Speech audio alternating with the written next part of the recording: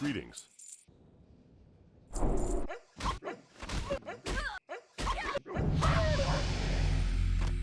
So you might be wondering why I'm here in Elwyn with no clothes on beating wolves with my fists. Well, the reason is simple. It's because I haven't managed to craft any gear yet. Artisan professions such as blacksmithing aren't unlocked until level 5. This puts us in a situation where we're forced to punch our way out of Northshire Abbey. By clicking on this video, you probably already figured it out. We're not allowed to wear any gear nor use any items that have not been crafted or gathered by ourselves.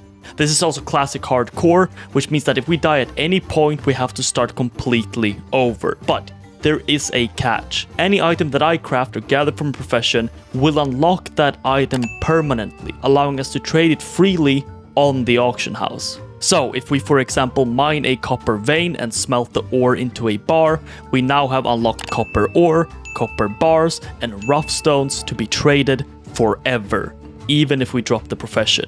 Surprisingly, Naked Warrior is actually quite strong, mostly thanks to Battle Shout giving a fat amount of early game attack power. This has to be so embarrassing if you're Defiance Thug right now. Like, come on. You got a whole ass sword? I'm in underwear. After achieving level 5, it was instantly time to abandon the Abbey in favor of getting our hands on the first professions. There are 3 main goals as we leave the starting area: food, some armor, and most importantly, a weapon. So, perhaps obviously the main skill we will be participating in is blacksmithing. Basically, all gear and all weapons we will use come from this one skill. Naturally, blacksmithing. See you later. Of course, for some reason they have the blacksmithing trainer there, but the only mining trainer is in Stormwind.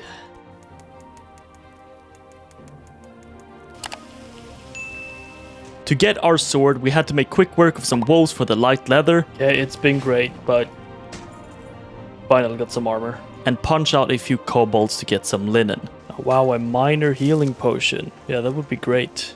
But I did not craft it. Funny thing about linen is that any and all cloth will never be purchasable from the auction house, since there is no way I can get it from my professions. With that, we have a copper short sword. We're actually looking quite geared. Oh, time to go finish off the starting zone. Okay, that's quite a bit more damage. Yep, no, fists are not stronger than this. Okay, it's time to get a bit deeper into the rules. If we weren't allowed to use any item that hasn't been crafted, it does also mean we can't buy or use pickaxes, skinning knives, or anything of the sort. So any item that is required for crafting, which is not gained by gathering, shall be purchasable and used from vendors, even if it isn't unlocked through crafting. This includes stuff like blacksmithing hammers, vials, etc. There are also 3 types of interactable items which I will be using, even when not crafted. Number 1, quest items. Number 2, crafting recipes. And number 3, a fishing rod. The fishing rod is the only item I have to equip to use. And because it would suck to completely lock out a profession in a profession series, I am allowed to wear a rod to fish, but not to fight. With the starting zone finished off, I found myself at the Stonefield farm. While I'm not usually one to disobey our Reset XP overlords, I thought it best to stay at the farm for quite a bit longer than just a mere 4 chunks. You see, this place is home to a hyperspawn, which means that there are a certain amount of boars that always need to be alive, and if I go under that number, they instantly respawn. I went back to repick skinning as this is going to heavily increase our cash flow, but the main reason for staying so long is the aforementioned boar meat. We currently have no way to sustain ourselves. Eating anything I have access to is off limits since it's not crafted, and this lets us focus on cooking, a profession that will be paramount to every step of our journey. That's a lot of meat. Okay, dropping mining before I had 12 copper bars was a mistake because they were really expensive. They're like 2 silver each. I cannot afford that if I'm gonna learn the weapon skill. The reason getting a bit of extra cash from skinning was important is that learning to use axes costs a hefty 10 silver. And the exterior goal with the cooking grind was to reach level 8, as it gives us access to the copper battle axe. Seeing as we had already gotten a malachite from mining earlier, it was not a difficult decision to make, especially since this would remain our reasonable best in slot until level 14. Let's procure 2 weak flux, basically perfect amount of money, and then we can make ourselves a very good upgrade. Nice. Tiger's Eye! Yay! I got a bag, man, but I can't use it because it's not crafted. By the way, sorry the YouTube uploads have been kinda slow. As you may know, I'm also full-time developing my mobile game on the side, which means a lot of my time is spent testing updates on my phone. So having a good one is really important to me. That's where today's sponsor, the Red Magic 10 Air, comes in.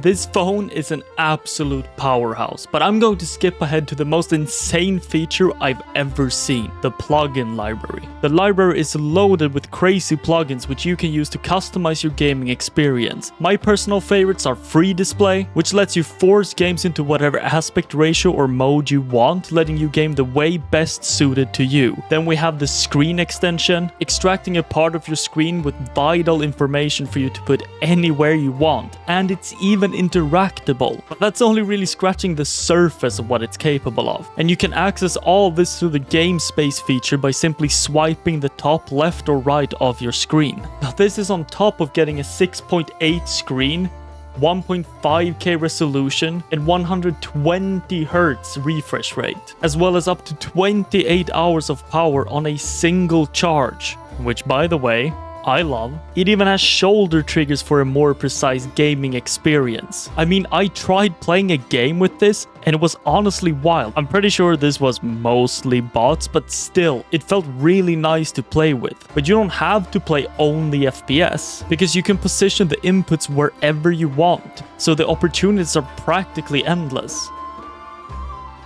This phone has way too much for me to cover in just 90 seconds. So all I can do is recommend you to click my link in the description and check out the Red Magic 10 Air for yourself. So make sure you click the link.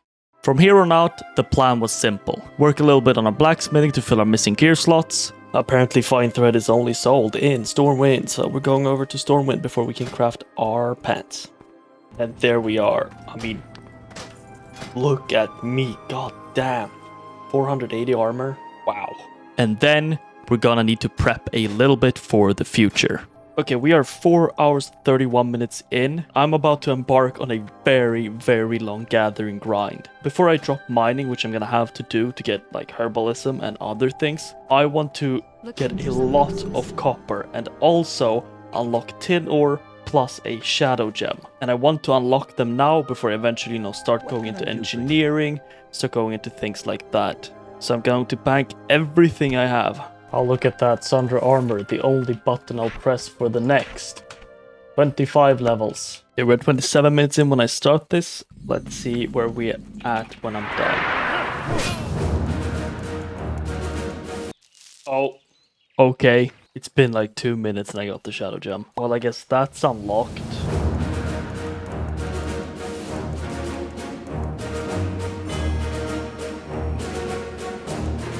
Silver? Oh my god.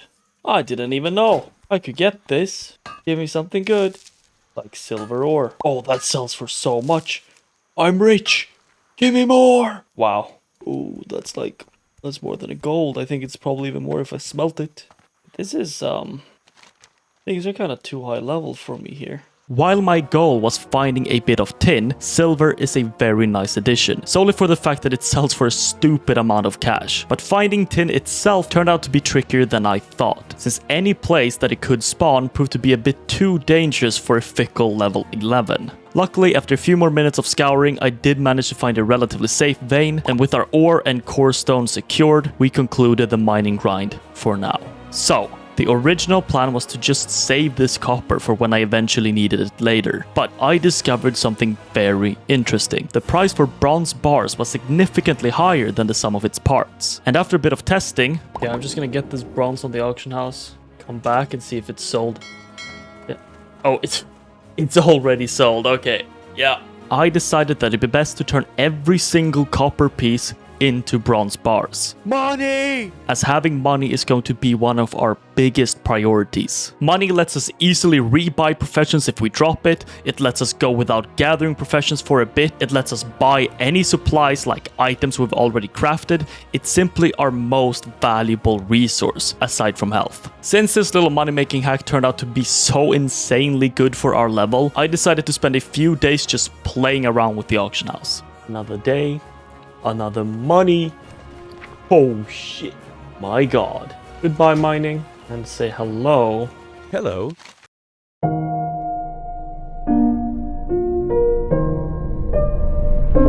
Tailoring. It was time to take a quick break from gathering and focus our efforts on getting access to bags. At level 45 tailoring, we can make the 6-slot linen bags, which honest to god might be the only bags we unlock until level 60. So we once again ventured out into the wilds to grind ourselves some levels, but more importantly, linen. Okay, there we go, that should be enough. 24 more inventory slots. Not bad. And now I can also buy this for the bank if I ever need to. Okay.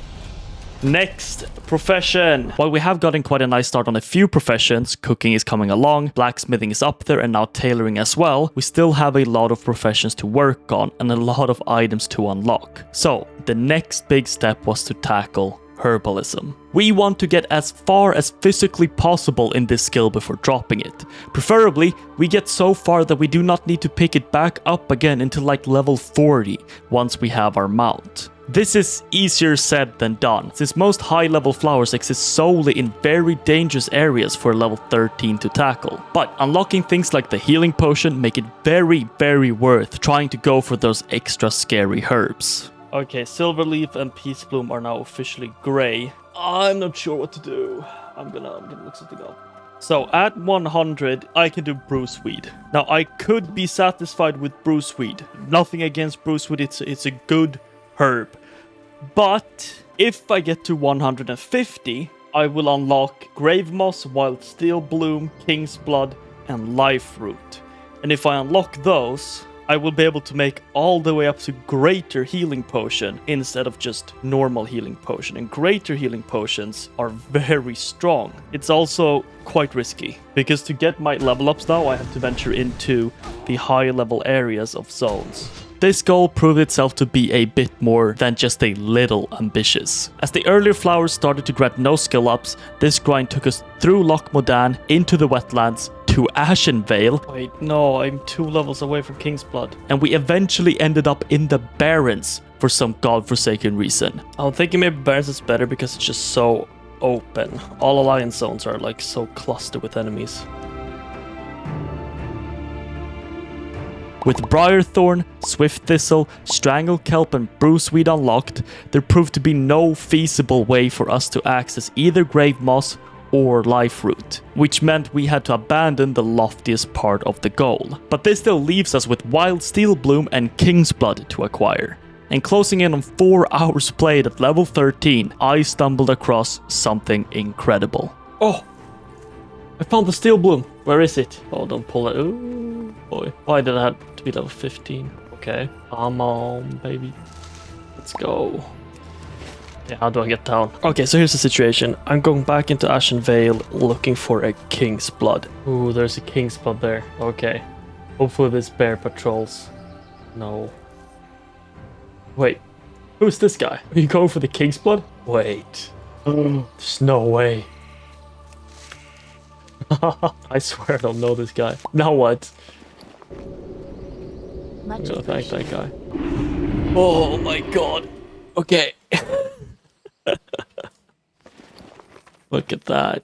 That's everything unlocked. And after those 4 grueling hours, it was finally time to begin working on alchemy. And a quick fishing detour aside, plus a bunch of gold spent, we managed to secure most of the available unlocks at that level for the account. But as soon as we got it, it was time to say goodbye. Engineering is the final profession we are getting on this journey, for now. A lot of craftable NG items require the skill itself to use it. And since we have prepared everything we need to before venturing out the quest again, it's the perfect profession to have sticking around. Because we have everything that will be needed to level engineering unlocked at this point, as well as our big stock of supplies in the bank, getting the skill to 100 wasn't bad at all. While most of our banked up money was spent leveling alchemy and engineering, as the excess flowers and potions were sold off, we actually ended up with a positive balance after everything was said and done. Which is very important, because as soon as the next level, we will be looking to replace our current weapon for a brand new sword. 6 hours, 18 minutes, 49 seconds, and we've reached level 14 from level 13, which means we already gotta go back to the crafting grind. Yay! It should be a quick one though, although it is 2:35 a.m., which means I'm not sure the auction house prices will be favorable. And after getting level 14 and blowing most of our cash getting blacksmithing to 95, I made a quick realization. Medium leather? I don't have any medium leather. By the way, buying and using lures like I just did from a vendor is most certainly a rule violation, which I realized after I applied this one. Lures are craftable from engineering, and even if they weren't, they still wouldn't be allowed, which is why from this point onwards I will not use them. Scouring the coast of Darkshore eventually led us into a fishing race with a certain night elf. Wait! No, fuck this guy. This is mine. Oh no, he got it all. While I did get some good loot like Rumsey Rum, the main thing I am looking for are tightly sealed trunks. These trunks exist at various levels, all gathered from fishing depending on your skill level. Now, I have to come clean. I have told a little bit of a lie. Just a harmless little lie. Yes, it's true that most of my gear will come from blacksmithing. Yes, it's true that I might have to level tailoring to get better bags. But these trunks, while usually just containing useful stuff like leather, bolts of cloth, they also contain potions, bags, and a huge variety of gear. Only downside is, while possible, the drop rates for the latter are ridiculously abysmal, making targeting any one item from these borderline impossible, unless I want to open 1,000 of them, which perhaps one day I might want to do, but that is not now. But in the case of getting medium leather, it's quite reasonable, and a few trunks later, we were in the clear to smith our shiny new sword. A big moment for the warrior. Heavy copper broadsword. It's taken quite a while to get this. Damn. But now, with our potions, elixirs, explosives, goggles, and our new weapon, we managed to hit level 15 after close to 17 hours of playing this game, ready to finally conquer the world, before it's time to hit the mines once more.